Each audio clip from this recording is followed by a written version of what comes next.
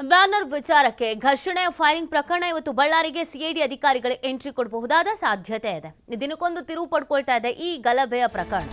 ಈಗಾಗಲೇ ಪ್ರಕರಣದಲ್ಲಿ 67 ಜನರ ಮೇಲೆ ದೂರು, ಗಲಭೆಯಲ್ಲಿ ಭಾಗಿಯಾಗಿದ್ದ ಒಂದಷ್ಟು ಜನ ಎಸ್ಕೇಪ್ ಆಗಿದ್ದಾನೆ. ಈ ಪ್ರಕರಣ ನಡೀತಾ ಇದ್ದ ಹಾಗೇನೆ ದೊಡ್ಡದಾಗ್ತಾ ಇದೆ, ಒಂದ್ ಸಾವಾಗಿದೆ, ತನಿಖೆ ಜೋರಾಗೇ ನಡೆಯುತ್ತೆ, ರಾಜಕೀಯ ವಾಕ್ಸಮರ ಆಗ್ತಾ ಇದೆ, ನಮ್ ಬುಡಕೆ ಬರುತ್ತೆ ಅಂತ ಗೊತ್ತಾಗ್ತಾ ಇದ್ದ ಹಾಗೇನೆ ಒಂದಷ್ಟು ಜನ ಹೇಳ್ದೆ ಕೇಳ್ದೆ ಎಸ್ಕೇಪ್ ಆಗಿದ್ದಾರೆ. ಗೋವಾ, ಮಹಾರಾಷ್ಟ್ರ ಈ ಕಡೆಗೆಲ್ಲ ಹೋಗಿದ್ದಾರೆ ಅಂತ. ಇನ್ನು ಗಲಭೆ ಪ್ರಕರಣ ಸಂಪೂರ್ಣ ತನಿಖೆಗೆ ಬಿಜೆಪಿ ಒತ್ತಾಯ ಮಾಡ್ತಾ ಇದೆ. ನಮಗೆ ಈ ಸರ್ಕಾರದ ಮೇಲೆ ನಂಬಿಕೆ ಇಲ್ಲ, ಇವ್ರ ಅನುಕೂಲಕ್ಕೆ ತಕ್ಕಂಗೆ ಇವ್ರ ಶಾಸಕರನ್ನ ಉಳಿಸ್ಕೊಳ್ಳೋದಕ್ಕೆ ತನಿಖೆ ಮಾಡ್ತಾರೆ ಅಂತ ಹೇಳ್ತಾ ಸಂಪೂರ್ಣವಾಗಿ ತನಿಖೆ ಆಗಬೇಕು ಅಂತ ಒತ್ತಾಯಿಸ್ತಾ ಇದ್ದಾರೆ. ಇನ್ನು ಈಗಾಗ್ಲೇನೆ ಒಂದಷ್ಟು ವಿಡಿಯೋ ಸಾಕ್ಷಿ, physical evidence, digital evidence, ballistic ಎಕ್ಸ್ಪರ್ಟ್ಗಳಿಂದ ಮಾಹಿತಿಯನ್ನು ಕಲೆ ಹಾಕಿದ್ದಾನೆ. ಈ ಘಟನಾ ಸ್ಥಳದ ಸಂಪೂರ್ಣ ಮಾಹಿತಿ, ಸಾಕ್ಷ್ಯವನ್ನ ಕಲೆ ಹಾಕಿದ್ದಾರೆ ಪೊಲೀಸರು.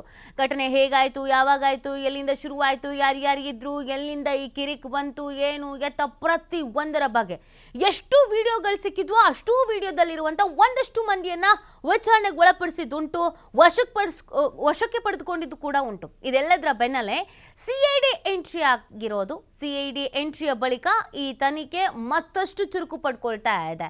ಇವತ್ತು ಅಥವಾ ನಾಳೆ ಸಿಐಡಿ ಘಟನಾ ಸ್ಥಳಕ್ಕೆ ಭೇಟಿ ನೀಡಬಹುದಾದ ಸಾಧ್ಯತೆ ಇದೆ. ಇವತ್ತು ನೀಡ್ತಾ ಇಲ್ಲ ಅಂದ್ರೆ ನಾಳೆ ನೀಡುತ್ತೆ ಅಂತ ಹೇಳಲಾಗ್ತಾ ಇದೆ. ಈ ತನಿಖೆ ಪ್ರಾಮಾಣಿಕವಾಗಿ, ಪಾರದರ್ಶಕವಾಗಿ, ಯಾವುದೇ ಒತ್ತಡ ಇಲ್ಲದೇನೆ ಆಗಬೇಕು ಅನ್ನೋದು ಕೇವಲ ಬಿಜೆಪಿಗರದು ಮಾತ್ರ ಅಲ್ಲ, ಎಲ್ಲರ ಆಗ್ರಹ. ಯಾಕಂದ್ರೆ ಒಬ್ಬ ಕಾರ್ಯಕರ್ತ, ಅಮಾಯಕ ಕಾರ್ಯಕರ್ತ ಬಲಿಯಾಗಿದ್ದಾನೆ. ಆ ಸಾವಿಗೆ ನ್ಯಾಯ ಸಿಗಬೇಕು. ಇಡೀ ಕಾರ್ಯಕರ್ತರು ಕೇಳ್ಕೊಳ್ಳೋದು, ಎಲ್ಲ ಪಕ್ಷದ್ದು, ಅದು ಬಿಜೆಪಿ, JDS, ಕಾಂಗ್ರೆಸ್, ಎಲ್ಲ ಪಕ್ಷದ ಕಾರ್ಯಕರ್ತರು ಕೇಳೋದು ಇದನ್ನೇ. ಪಕ್ಷಕ್ಕಾಗಿ ದುಡಿತಾರೆ, ನಿಸ್ವಾರ್ಥ ಸೇವೆ ಸಲ್ಲಿಸ್ತಾರೆ, ಯಾವ ಅಧಿಕಾರದ ಆಸೆ ಇರಲ್ಲ, ಬ್ಯಾನರ್ ಕಟ್ಟದ್ರಲ್ಲೇ ಖುಷಿ ಪಡ್ತಾರೆ. ಅಂಥವರ ಕಾರ್ಯಕರ್ತರ ಸಾವು ಆಗಿದೆ ಅಂದ್ರೆ ನ್ಯಾಯ ಬೇಕಲ್ವಾ? ಸಿಐಡಿಯಿಂದ ಸುಮೋಟೋ ಕೇಸ್ ಆಧಾರಿತವಾಗಿ ತನಿಖೆ ಆರಂಭ ಸಾಧ್ಯತೆ. 4 ಪೊಲೀಸರಿಗೆ ಗಾಯ ಆಗಿದೆ. ಅಕ್ರಮ ಗುಂಪುಗಾರಿಕೆ, ಕರ್ತವ್ಯಕ್ಕೆ ಅಡ್ಡಿ, ಕಲ್ಲು ತೂರಾಟ, ಫೈರಿಂಗ್ ಕುರಿತು ಸುಮೋಟೋ ಪ್ರಕರಣ ದಾಖಲಾಗಿದೆ.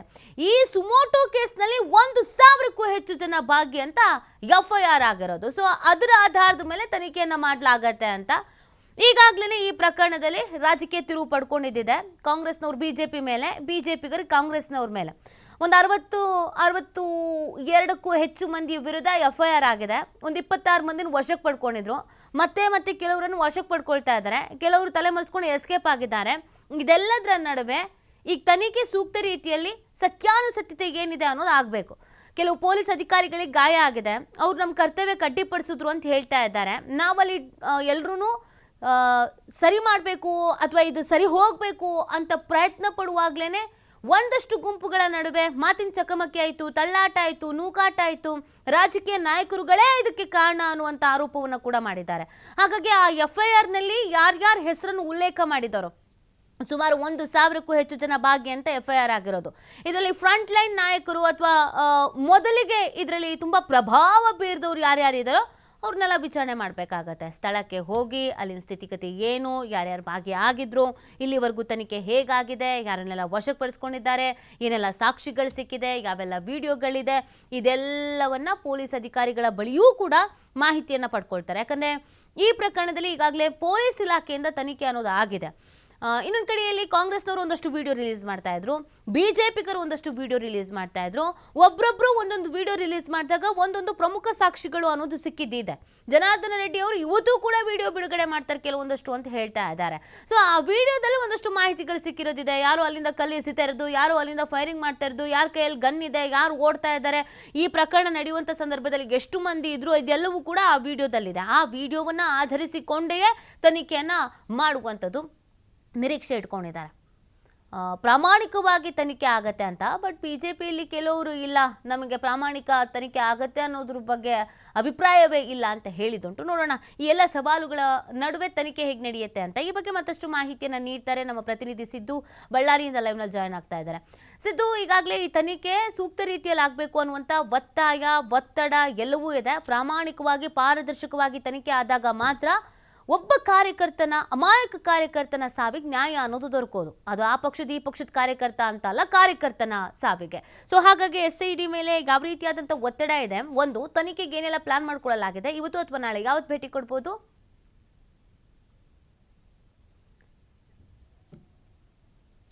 ಖಂಡಿತವಾಗ್ಲೂ ನೀತಿ, ಒಂದು ಬ್ಯಾನರ್ ಹಾಕೋ ವಿಚಾರಕ್ಕೆ ನಡೆದಂಥ ಗಲಾಟೆ, ಆ ಗಲಾಟೆಯಲ್ಲಿ ಕಾಂಗ್ರೆಸ್ ಕಾರ್ಯಕರ್ತ ರಾಜಶೇಖರ್ ಅನ್ನುವಂಥವನ್ನ ಹತ್ಯೆ ಆಗುತ್ತೆ. ಇಲ್ಲಿ ರಾಜಶೇಖರ್ ಒಬ್ಬ ಕಾರ್ಯಕರ್ತ, BJPಯಲ್ಲಿದ್ದವರು ಒಬ್ಬರು ಕಾರ್ಯಕರ್ತರು. ಆದರೆ ಇಲ್ಲಿ ಒಬ್ಬ ಕಾರ್ಯಕರ್ತನ ಸಾವಾಗಿರೋದ್ರಿಂದಾಗಿ ಆ ಸಾವಾಗಿರುವ ರಾಜಶೇಖರ್ಗೆ ಆ ಮೃತದೇಹಕ್ಕೆ ಒಂದು ನ್ಯಾಯ ಸಿಗಬೇಕು ಅನ್ನುವ ನಿಟ್ಟಿನಲ್ಲಿ ಈಗ ಹೋರಾಟಗಳು ಸಹ ನಡೀತಾ ಇದ್ದೇವೆ. ಜೊತೆಗೆ ಆ BJPಯಿಂದ ಕೂಡ ಒಂದು ಆರೋಪ ಏನಂದ್ರೆ, ಇದೀಗ ಈ ಕಾಂಗ್ರೆಸ್ನ ತನಿಖಾ ತಂಡ ಆಗಿರ್ಬೋದು, ಇವೆಲ್ಲ ಬಂದು ಹೋಗಿವೆಲ್ಲ, ಇದ್ರ ಮೇಲೆ ನಮಗೆ ನಂಬಿಕೆ ಇಲ್ಲ, ಇದನ್ನ ನೀವು CBIಗೆ ಕೊಡಬೇಕು ಅನ್ನುವಂಥ ಆರೋಪವನ್ನು ಸಹ ಜನಾರ್ದನ್ ರೆಡ್ಡಿ ಮತ್ತು ಶ್ರೀರಾಮುಲು ಅವರು ಸಹ ಮಾಡ್ತಾನೆ ಬಂದಿದ್ರು. ಜೊತೆಗೆ ಇದಕ್ಕೆ ಸರ್ಕಾರ ಯಾವುದಕ್ಕೂ ಕೂಡ ಬಗೆದೆ, ನಾವೀಗ ನಮ್ಮದೇ ಆದಂಥ ಕರ್ನಾಟಕದಲ್ಲಿ CID ತಂಡ ರೆಡಿ ಇದೆ, ಸಾಕ್ಷಿ ಆಧಾರದ ಮೇಲೆ ಹಿಡಿಯುವಂಥ ಕೆಲಸ CID ತಂಡ ಮಾಡುತ್ತೆ, ಪ್ರಾಮಾಣಿಕವಾಗಿ ಕೆಲಸ ಮಾಡಲಿಕ್ಕೆ ನಮ್ಮ ತಂಡ ಇದೆ ಅನ್ನುವಂಥ ನಿಟ್ಟಿನಲ್ಲಿ ಈಗ CIDಗೆ ಸರ್ಕಾರ ಒಪ್ಪಿಸಿದೆ. ಜೊತೆಗೆ CIDಗೆ 4 ಕೇಸ್ಗಳನ್ನು ಕೊಡಲಾಗಿದೆ. ಒಟ್ಟು ಈ ಗಲಭೆಗೆ ಸಂಬಂಧಪಟ್ಟಂತೆ 6 ಕೇಸ್ಗಳಾಗಿತ್ತು. ಇನ್ನೆರಡು ಕೇಸ್ಗಳು SC ST ಆಗಿರೋದ್ರಿಂದಾಗಿ ಅವನ CDR ಆಗಿ ಇಲ್ಲೇ ಕೊಡಲಾಗಿದೆ. ಇಲ್ಲಿ ಈ ಅಧಿಕಾರಿಗಳು ಏನ್ ಮಾಡಿದರೆ, ಈ 2 ಕೇಸ್ಗಳನ್ನ ಅವರೇ ಸಹ ನೋಡಲಿದ್ದಾರೆ. ಜೊತೆಗೆ 4 ಕೇಸ್ಗಳೇನಿದೆಯಲ್ಲ CIDಗೆ ಕೊಡಲಾಗಿದೆ. CIDಗೆ ಕೊಡುವಂಥ ಹಂತಗಳಂದ್ರೆ, ಇಲ್ಲಿ ಘಟನಾ ಸ್ಥಳದಲ್ಲಿ ಯಾವ ರೀತಿ ಗಲಾಟೆ ಆಯಿತು, ಎಲ್ಲಿಂದ ಪ್ರಾರಂಭವಾಯಿತು, ಹೇಗೆ ಪ್ರಾರಂಭವಾಯಿತು, ಯಾರಿಂದ ಪ್ರಚೋದನೆ ಆಯಿತು, ಮತ್ತು ಗನ್ ಎಲ್ಲಿಂದ ಫೈರ್ ಆಯಿತು, ಆ ಗನ್ ಖಾಸಗಿ ಗನ್ ಮಾಡಿಂದ ಫೈರ್ ಆಯ್ತಾ ಅಥವಾ ಪೊಲೀಸರಿಂದ ಫೈರ್ ಆಯ್ತಾ ಅನ್ನುವಂಥದ್ದು ಕೆಲವೊಂದಿಷ್ಟು ಮಾಹಿತಿಗಳನ್ನ ಪೊಲೀಸರು ಕೂಡ ಕಲೆ ಹಾಕಿದ್ದಾರೆ. ಆ ಮಾಹಿತಿ ಆಧಾರದ ಮೇಲೆ ಇವತ್ತು ಹೋಗಿ ಏನು ಫೈಲ್ಗಳ ಮೂವ್ಮೆಂಟ್ ಆಗಿದೆ. ಜೊತೆಗೆ ಇವತ್ತೇ ಬರುವಂಥ ಸಾಧ್ಯತೆಗಳು ಸಹ ಇದೆ. ಸಂಜೆ ಅಷ್ಟರಲ್ಲಿ ಬಂದು ಘಟನಾ ಸ್ಥಳಕ್ಕೆ ಭೇಟಿ ನೀಡುವಂಥ ಸಾಧ್ಯತೆಗಳು ಕೂಡ CID ಅಧಿಕಾರಿಗಳಿಂದ ಇದೆ. ಜೊತೆಗೆ ಇಲ್ಲಿ ಏನು ನಿನ್ನೆ ಸ್ಥಳಕ್ಕೆ ಭೇಟಿ ನೀಡಿರುವಂಥ ಈ SP ಆದಂಥ ಸುಮನ್ ಡಿ ಪನ್ನೇಕರ್ ಅವರು ಕೂಡ ಭೇಟಿ ನೀಡಿದ್ರು. ಭೇಟಿಯಾದಂಥ ಸಂದರ್ಭದಲ್ಲಿ DYSP ಸೇರಿದಂತೆ ಅಡಿಷನಲ್ SP ಅವರು ಕೂಡ ಘಟನೆ ಬಗ್ಗೆ ಇಂಚಿಂಚಾದಂಥ ಮಾಹಿತಿಯನ್ನ SP ಅವರಿಗೆ ಕೊಟ್ಟಿದ್ದಾರೆ. ಅದೇ ಆಧಾರದ ಮೇಲೆ ಒಂದಿಷ್ಟು ತನಿಖಾ ತಂಡವನ್ನ ರೆಡಿ ಮಾಡಿಕೊಳ್ಳಲಾಗಿದೆ. ಆ ತನಿಖಾ ತಂಡದ ಮುಖಾಂತರನೇ CID ಅವರಿಗೆ ಫೈಲ್ಗಳ ಮೂವ್ಮೆಂಟ್ ಆಗಿದೆ ಅನ್ನುವಂಥ ಈಗ ಮಾಹಿತಿ ಲಭ್ಯವಾಗಿದೆ. ಜೊತೆಗೆ ಆ ಫೈಲ್ಗಳು ಮೂವ್ಮೆಂಟ್ ಆದ ತಕ್ಷಣ CID ಅವರು ಕೂಡ ಬಳ್ಳಾರಿಗೆ ಎಂಟ್ರಿ ಆಗತ್ತೆ. ಬಂಟ್ರಿ ಆದ ನಂತರ ಇಲ್ಲಿ ಇಂಚಿಂಚಾದಂಥ ಮಾಹಿತಿಯನ್ನ ಪಡೆದುಕೊಳ್ತಾರೆ. ಯಾಕಂದ್ರೆ ಇದು CID ತಂಡ ಆಗಿದ್ರಿಂದಾಗಿ ಬಹಳ ಸೂಕ್ಷ್ಮವಾಗಿ ಈ ಮಾಹಿತಿಯನ್ನ ಕಲೆ ಹಾಕುವಂತ ಕೆಲಸವನ್ನ ಮಾಡ್ತಾ ಇದ್ದಾರೆ. ಜೊತೆಗೆ ಆ ವಿಡಿಯೋಗಳಾಗಿರ್ಬೋದು, ಫೋಟೋಸ್ಗಳಾಗಿರ್ಬೋದು, ಈ ಸಾಮಾಜಿಕ ಜಾಲತಾಣದಲ್ಲಿ ಯಾವೆಲ್ಲ ವೈರಲ್ ಆಗಿದೆಯೋ ಆ ಫೋಟೋಗಳ ಆಧಾರದ ಮೇಲೆ ಕೂಡ CID ತಂಡದ ಜೊತೆಗೆ FSLನ ಅಧಿಕಾರಿಗಳ ಕೆಲಸ ಕೂಡ ಇದೀಗ ಬಹಳ ಮುಖ್ಯವಾಗಿ ನಡೀತಾ ಇದೆ. ಜೊತೆಗೆ ಅವರ ಈಗ ಜನಾರ್ದನ್ ರೆಡ್ಡಿ ಆಗಿರ್ಬೋದು, ರಾಮುಲು ಅವರಾಗಿರ್ಬೋದು, ಅವರ ಆರೋಪಗಳು ಸಹ ಇತ್ತು. ಏನಂದ್ರೆ, ಸೋಮಶೇಖರ್ ರೆಡ್ಡಿಯ ಏನು ದೇಹದಲ್ಲಿ 4 ಬುಲೆಟ್ಗಳು ಇತ್ತು, ಹೀಗಾಗಿ ಆತನನ್ನ ಏನು ಶವವನ್ನ ಮುಚ್ಚಾಕಬೇಕಾಗಿತ್ತು. ಜೊತೆಗೆ ಇವರು ಸುಟ್ಟಿರುವಂತ ಆರೋಪವನ್ನ ಸಹ ಮಾಡಿದ್ರು. ಜೊತೆಗೆ ಅದ್ರ ಎಲ್ಲವನ್ನ ತನಿಖೆಯನ್ನ CID ಅವರು ಮಾಡ್ತಾರೆ. ಯಾಕಂದ್ರೆ ರಾಜಶೇಖರ್ನ ಮೃತದೇಹದಲ್ಲಿ ಎಷ್ಟು ಬುಲೆಟ್ ಇತ್ತು ಅನ್ನುವಂಥದ್ದನ್ನ ವಿಮ್ಸ್ನ ಡೈರೆಕ್ಟರ್ಗೆ ಕೇಳುವಂಥ ಪ್ರಶ್ನೆಗಳು ಸಹ ಇರುತ್ತೆ. ಜೊತೆಗೆ ಯಾವ ರೀತಿಯಾಗಿ ಗಲಾಟೆ ಆಯಿತು, ಗಲಾಟೆ ಎಲ್ಲಿಂದ ಪ್ರಾರಂಭ ಆಯಿತು ಅಂತ ಹೇಳಿ CID ಅಧಿಕಾರಿಗಳು ಸಹ ಘಟನಾ ಸ್ಥಳಕ್ಕೆ ಬಂದು ಇಂಚಿಂಚಾಗಿ ಮಾಹಿತಿಗಳನ್ನು ಪ್ರತ್ಯಕ್ಷದರ್ಶಿಯಾಗಿ ಶೋಧ ಕಾರ್ಯಗಳು ಕೂಡ ಮಾಡುವಂಥ ಸಾಧ್ಯತೆಗಳು ಕೂಡ ಇದೆ. ಜೊತೆಗೆ ಈಗ CIDಗೆ ಕೊಟ್ಟಿರೋದ್ರಿಂದಾಗಿ ಇಲ್ಲಿಯ ಪೊಲೀಸರು ಕೂಡ ಅವರ ಜೊತೆಗೆ ಸಾಥ್ ನೀಡುವ ಮುಂದಾಗಿದ್ದಾರೆ.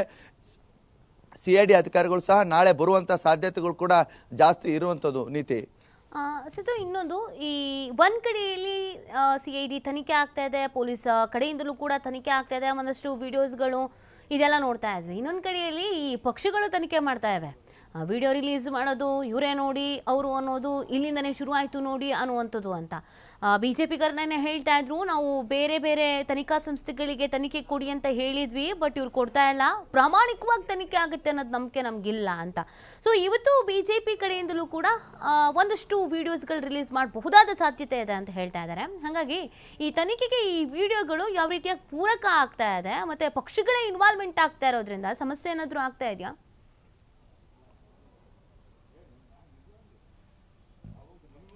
ಖಂಡಿತವಾಗ್ಲೂ ನೀತಿ. ಈಗ ಒಂದು ಕಡೆ ಜನಾರ್ದನ್ ರೆಡ್ಡಿ ಅವರು ದಿನಂಪ್ರತಿ ಸಾಕ್ಷಿ ಆಧಾರದ ವಿಡಿಯೋಗಳನ್ನ ಕಲೆ ಹಾಕ್ತಾ ಇದ್ದಾರೆ. ಕಲೆ ಹಾಕಿ ಸುದ್ದಿಗೋಷ್ಠಿ ಮಾಡುವ ಮೂಲಕ ಮಾಧ್ಯಮಗಳಿಗೆ ಕೂಡ ಈ ವಿಡಿಯೋಗಳನ್ನ ಕೊಡ್ತಾ ಇದ್ದಾರೆ. ಜೊತೆಗೆ ಈ ಮಾಧ್ಯಮಗಳಿಗೆ ಅಷ್ಟೇ ಅಲ್ಲ, ಪೊಲೀಸ್ ಅಧಿಕಾರಿಗಳಿಗೆ ಕೂಡ ಈ ವಿಡಿಯೋಗಳನ್ನ ಸಾಕ್ಷಿ ಆಧಾರಗಳನ್ನ ನೀಡ್ತಾ ಇದ್ದಾರೆ. ಜೊತೆಗೆ ಪೊಲೀಸರು ಕೂಡ ಈ ಸಾಕ್ಷಿ ಆಧಾರ ಅಂದ್ರೆ ಈ ವಿಡಿಯೋಗಳೇನಿವೆಲ್ಲ ಆ ವಿಡಿಯೋಗಳ ಆಧಾರದ ಮೇಲೆ ಇನ್ನಷ್ಟು ತನಿಖೆಯನ್ನು ಸಹ ಪ್ರಾರಂಭ ಮಾಡಿದ್ದಾರೆ.